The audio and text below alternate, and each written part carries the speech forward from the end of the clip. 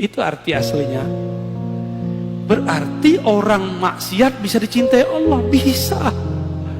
Maka saya katakan ke dalam diri saya yang suka maksiat, kepada teman-teman saya yang masih maksiat, Allah bisa jatuh cinta kepada kita, kepada antum semua. Yang penting mau tobat.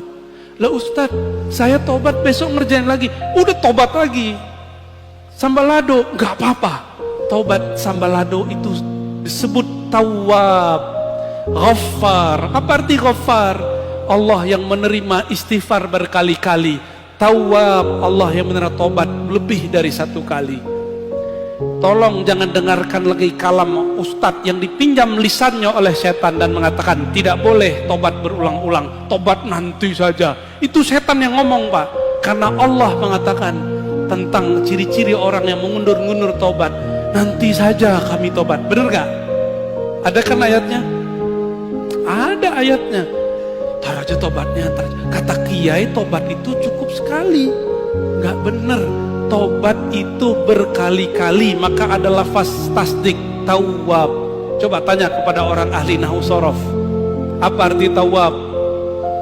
Orang yang terjebak berkali-kali kepada maksiat, dia pun berkali-kali tobat sampai tobat itu jadi makomnya.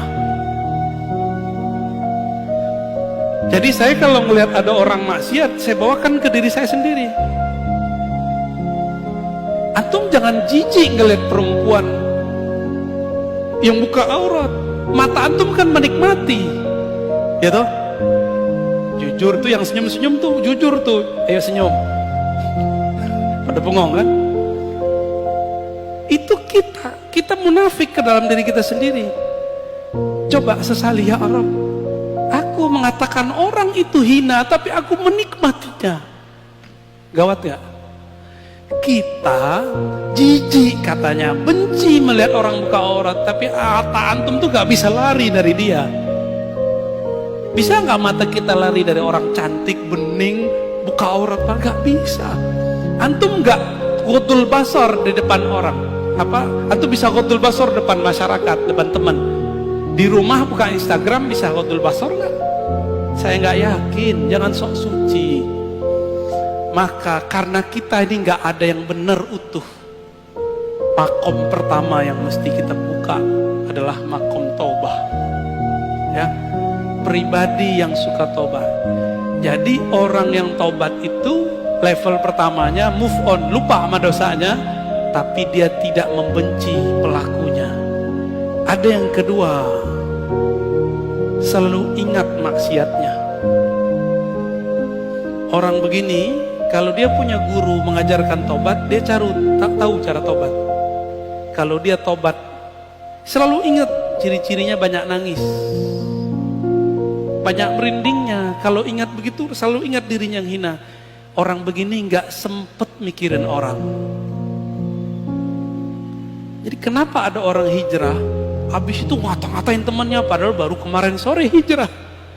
Berarti dia hijrah baru pakaian dan fikrahnya, belum nafsnya. Bisa paham kenapa teman antum sekarang musuhin antum. Kenapa teman kita dulu, teman-teman ngopi bareng, ngafe bareng, sekarang malah ngajak berantem terus di grup, malah nggak mau lagi semajelis. Itu karena dia baru di sini hijrah, tapi di dalam ini belum hijrah. Apalagi kolbunya, ya. Mana ada orang ahli zikir sibuk posting video, ya nggak? Cukup lah ya. Baik teman-teman, cukuplah ayat ini.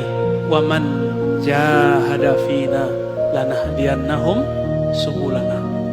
Mau sampai kepada Allah, mujahadah. Bisa mujahadah sendiri? Tidak. Maka ikutlah mujahadah orang yang sudah sukses mujahadah. Disitulah perlu bertorikoh. Maka torikoh perlu direvisi, diinovasi setiap masa, walaupun namanya sama. Torikohnya Naqsyabandiyah, tapi ada revisi di dalamnya. Zikirnya gak perlu direvisi, tapi metode mujahadahnya direvisi. Qadiriyahnya direvisi. Jangan kaku bertorikot. Bukankah Syekh Abah Anom juga merevisi? Bukankah Syekh Ahmad Khatib Sambas juga merevisi? Dari dua torikot digabung jadi satu. Bukankah Abul Hasan Syazili juga merevisi? Bukankah Imam Maulana Khalid An-Naqsyabandi juga merevisi 5 thariqat? Bukankah Syaziliyah Darqawiyah juga merevisi? Semua mereka merevisi. Tapi kok nyampe sekarang thariqat jadi kaku, orang-orangnya jadi saklek? Berarti ada yang tidak beres dalam kalimat berthariqah. Maka ambillah ilmu ini dari orang berilmu, jangan dari orang yang tidak berilmu. Wassalamualaikum